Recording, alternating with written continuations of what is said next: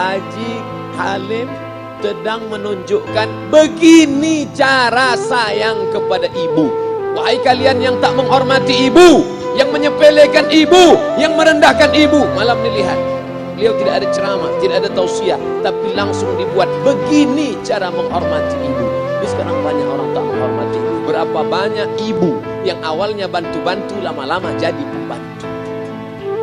Dulu dia tidak tarawih, kenapa? Karena kita menangis merengek di rumah. Sekarang di hari tuanya dia tidak tarawih juga. Kenapa? Dia menjaga cucunya. Berapa banyak itu terjadi? Jangan sampai. Dia tidak pernah menolak cucunya, dia sayang. Tapi kita yang berpikir, berapa kali dia tidak jadi sholat duha karena kita kencing di kainnya. Berapa kali dia tidak tarawih karena kita menangis merengek sampai subuh datang. Berapa kali dia tidak iktikaf karena kita. Andai dia masih hidup hari ini, datang, belikan pakaian yang paling dia suka, belikan perhiasan kalau ada. Andai tidak cium tangannya, tapi yang sudah meninggal dunia, jangan lupa kau doakan Rabbil firli wali walidayya warhamhuma kama rabbayani shaghira. Berdoa pun kau tak mau, apalagi yang akan kau bawa menghadap Allah SWT. Meregang nyawa dia melahirkan engkau. 9 bulan 10 hari kau menumpang di perutnya. 2 tahun kau menyusu, melahirkan, menetes darahnya dalam badanmu. Andai kau gendong dia dari Palembang, jangan sebut Palembang lah bos, dari Pekanbaru dia, kau gendong dia sampai ke Makkah, kembali lagi, belum tentu dapat menembus satu teriakannya saat melahirkan. Lalu apa yang bisa kau lakukan? Datang seorang ibu pergi ke tempat servis HP.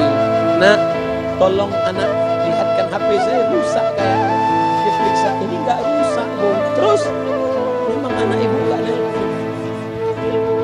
Kenapa kau tidak telepon? Datang dia ke rumah anaknya. Nak, ibu enggak ada uang mau buka puasa, bisa minjam 100.000? Apa kata si anak? Sebentar ya ma, aku tanya istriku. Ini Ustaz dapat dari mana? Ada yang kirim grup. Jadikan ibumu seperti raja, maka rezekimu akan diberikan Allah seperti rezeki raja-raja. Bukan hadis, dapat dari grup ya. Ini ibu minta terus sholat tarawih, tapi sang anak sudah tidak bisa.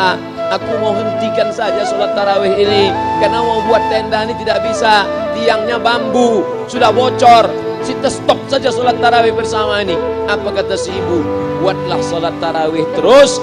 Nanti Allah akan berikan engkau gedung yang besar. Dengan gedung besar itu kau akan tetap sholat tarawih. Mana gedung besar itu? Bila gedung besar, langsung dikabulkan Allah Subhanahu wa ta'ala. Karena setelah Allah langsung orang tua. Wa qadha rabbuka alla ta'budu illa iyyah.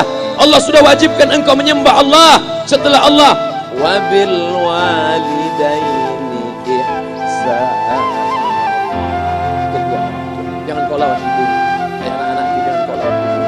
Karena kau lawan ibumu, kau tak pernah mencium kebahagiaan. Walaupun hartamu banyak, kau akan berenang dalam air mata penderitaan sampai kematian datang. Ada pezina hidup di dunia senang, ada pecandu narkoba hidup di dunia senang, tapi orang yang durhaka tetap dapat dosanya dibalas Allah di akhirat. Di dunia juga dapat. Ustaz, kalau di akhirat dapat, di dunia dapat, untuk apa lagi di dunia? Yang di dunia itu DP-nya. Nanti di akhirat akan kau dapatkan cash-nya. Oleh sebab itu jangan main-main dengan ibu. Datang seorang laki-laki, ya Rasulullah, izinkan aku mati syahid. Karena orang yang mati syahid itu tidak akan merasakan sakratul maut illa kal qars, seperti cubitan pada tangan. Izinkan aku mati syahid, karena kalau aku mati syahid tidak akan ada azab kubur. Izinkan aku mati syahid, karena kalau aku mati syahid tidak akan ada hisab, langsung masuk surga. Nabi bertanya, alaka min ummin, ibumu masih hidup? Ibumu ada di rumah? Ya. Ilzam rijlaiha fathammal jannah, urus tapak kakinya, akan kau dapati surga di sana. Tak perlu kau mati syahid, tapak kakinya kau urus, kau dapati surga di sana. Kalau tapak kakinya kau urus dapat surga, apalagi kau urus kepalanya, apalagi kau urus badannya. Pulang dari sini, urus ibu, mandikan dia, berikan pakaian yang baik, cari makanan kesukaannya. Kalau dia sudah meninggal, maka kau datang ke sana, langsung dapat surga. Baik yang diberikan Allah Subhanahu wa ta'ala. Ini Ustaz suaranya menggelegar, ini marah apa? Terus dikasih aja buka nasi kuning tadi, makanya suara menggelegar.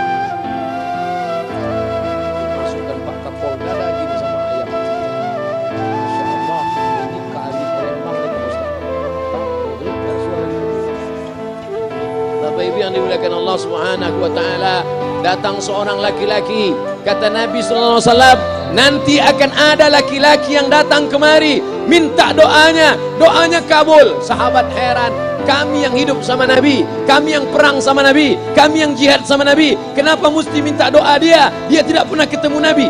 Pokoknya nanti kalau dia datang, minta doa sama dia. Setelah Nabi SAW meninggal, barulah dia datang. Orang itu bernama Uwais Al-Qarni. Kenapa doanya makbul? Dia merawat ibunya. Kalau ibumu kau rawat, doamu dikabulkan Allah Subhanahu wa taala. Apa yang kita lihat malam ini adalah buah bakti kepada seorang ibu. Ya Rasulullah, man ahaqqun nas bi husni sahabati? Siapa yang paling layak mendapatkan baktiku? Ummuka. Siapa lagi? Ummuka. Siapa lagi? Ummuka. Ibumu, ibumu, ibumu. Summa man? Siapa lagi? Abuka.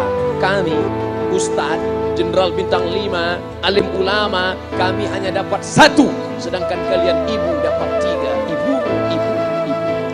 Kenapa ibu dapat 3? Karena ibu bisa melakukan 3.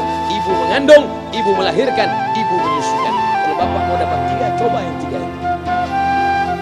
Pulang dari sini, pergi ke tempat jual kelapa muda, beli 1. Jangan dibelah, ikat di perut 9 bulan 10 hari. Kalau mau merasakan melahirkan, pulang dari sini, pergi ke tempat jual mangga, telan bulat-bulat, keluarkan bulat-bulat. Memang enak jadi perempuan. Mereka luar biasa.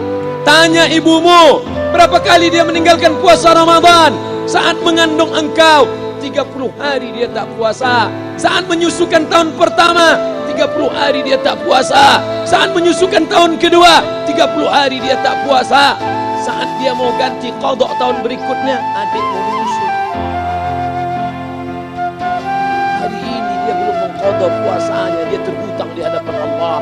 Lalu apa yang bisa kau lakukan? Malam ini betul-betul disadarkan. Alhamdulillah, ibu saya masih hidup, umurnya 70 tahun. Saya akan pulang dari kajian malam ini. Nampaknya malam ini saya yang ceramah, saya yang tausiah, tapi saya mengambil pelajaran. Pulang dari sini, saya akan lebih sayang pada emak saya. Saya lebih cinta kepada ibu saya. Saya malu, saya hanya pandai berceramah, berkata, tapi orang sudah mengamalkannya langsung. Haji Halim membelikan gelang ibunya 2 kali sampai 4 kali setahun. Gelang cincin sudah dibelikan 2 bulan, hilang. Kemana?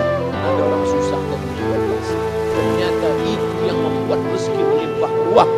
Maka rezeki buah yang sudah matang harus kita joloknya dengan apa? Dengan berbakti kepada ibu. Bapak ibu yang dimuliakan Allah, saudara-saudara yang dimuliakan Allah Subhanahu wa taala. Ibu ini luar biasa. Sampai-sampai ibu, Ustaz jangan nunjuk pakai tangan kiri lah. Oke, ibu, andai ngomong ibu salah, tetap dikabulkan Allah Subhanahu wa taala. Ada seorang ibu memanggil anaknya, "Ya Juraij, wahai Juraij." Anaknya sedang beribadah. Ibadah pada Allah atau nyambut ucapan ibu? Allah lebih mulia, dia diam. "Ya Juraij," dia tetap diam. "Ya Juraij," dia tetap diam. Dia tidak jawab seruan ibunya. Sampai akhirnya ibunya berkata, apa kata ibunya? "Allahumma la tumithu hatta turihi wujuhal mumisat." Jangan matikan Juraij sebelum matanya melihat wanita, maaf, tunasusila. Jangan matikan Juraij sebelum matanya melihat wanita tunasusila, WTS, PSK, orang nakal, orang jahat. Tidak mungkin ahli ibadah matanya melihat orang jahat, tapi takdir berkata lain. Tak lama setelah ucapan sang ibu, ada seorang WTS, PSK hamil. Tidak diketahui suaminya, ditangkap, ditanya, "Siapa yang menghamilimu?" Apa kata si perempuan? "Yang menghamiliku adalah Juraij." Sampai Juraij ketika difitnah, perempuan wanita susila itu ditanya, "Siapa yang menghamilimu?" Ternyata dia berkata, "Juraij." Akhirnya mereka menangkap Juraij. "Juraij, ternyata engkau selama ini pura-pura saja menjadi pelaku ibadah. Engkau ternyata sudah menghamili perempuan ini." Mereka menghancurkan tempat ibadah Juraij. Tapi kemudian Juraij sabar. Dia katakan, "Nanti tunggu anak itu lahir, kalian baru tahu." Setelah tak lama anak itu pun lahir, dan mereka bertanya kepada anak kecil yang belum bisa bicara, "Ya gulam, wahai anak kecil, man abuka? Who is your father?" Siapa bapakmu? hai anak kecil, siapa bapakmu? Juraij menusuk pusar anak itu dengan telunjuknya. Dia mau tunjukkan kepada orang ramai bahwa dia tidak salah, dia tidak berzina, dia tidak melakukan perbuatan dosa. Ya gulam, hai anak kecil, man abuka, siapa bapakmu? Apa kata anak kecil itu? Boy, sapi, boy, penjaga sapi, pengembala sapi, bapakku pengembala sapi. Barulah orang Yahudi tahu ternyata ra'il ghanam yang menghamili PSK perempuan jahat tadi adalah penggembala sapi. Lalu kenapa fitnah itu terjadi? Allah mengabulkan doa si ibu sebelum Juraij mati. Matanya pernah melihat wanita tuna susila. Oleh sebab itu ibu jangan sampai kalau marah sama anak memanggil anak dengan kata-kata yang tak baik. Setan, hantu. Kalaupun marah panggil dia, calon wali kota. Kalau marah betul, calon gubernur. Doa ibu dikabulkan Allah Subhanahu wa Ta'ala. Saya setahun setiap bulan Februari ceramah di Kuala Lumpur seminggu. Kuala Lumpur, Selangor, Sarawak, Kuching, kemudian Malaka, Ipoh, Negeri Sembilan. Ketika saya tausiah datang ibu-ibu mancing Malaysia. Assalamualaikum, waalaikumsalam. Ustaz Somad, ya. Saya nak jumpa dengan emak Ustaz. Loh, jumpa emak saya. Jumpa saya lah. Ustaz masih dididik oleh seorang ibu. Saya ingin jumpa ibu Ustaz. Sampai dia mau jumpa saya. Ternyata ibu di tengah para habaib diambil diri seorang profesor, dibalik diri seorang gubernur, wali kota, kapolda. Di dalam diri mereka ini adalah orang-orang luar biasa, tapi dilahirkan oleh perempuan-perempuan yang super luar biasa. Betul? Mereka semua dibesarkan perempuan. Makanya ada ungkapan al-jannatu tahta aqdamil ummahat, surga di bawah telapak kaki ibu. Tapi ada yang mengatakan itu dulu Pak Ustaz, sekarang sudah berubah, surga di bawah telapak kaki medis. Karena banyak yang menitipkan anaknya kepada penitipan anak. Jangan kok, walaupun kau wanita karir, tidak seberapa itu, tidak dapat kau tebus kehilangan masa-masa manja mereka dengan pendidikan. Ini banyak ibu-ibu sekarang sudah tidak lagi mengurus anaknya. Padahal 6 tahun pertama, the golden age, usia emas, ibu harus ikat hubungan emosional dengan anak. 2 tahun pertama, susukan. 2 tahun kedua, lompat-lompat, lari-lari, lucu-lucu. 2 tahun ketiga, mulai menghafal surat-surat pendek. Umur 7 tahun, baru dia sholat. Begitu. Sekarang banyak. 2 tahun pertama, dia titipkan ke Al-Baqarah, sapi betul. 2 tahun kedua, dia titipkan ke PAUD dan Ibu. 2 tahun ketiga, dia titipkan ke TK. Akhirnya anak putus kontak. Setelah anak remaja, baru ibunya nanya, Ustadz, kenapa anak saya lebih mau curhat sama pacarnya daripada sama saya?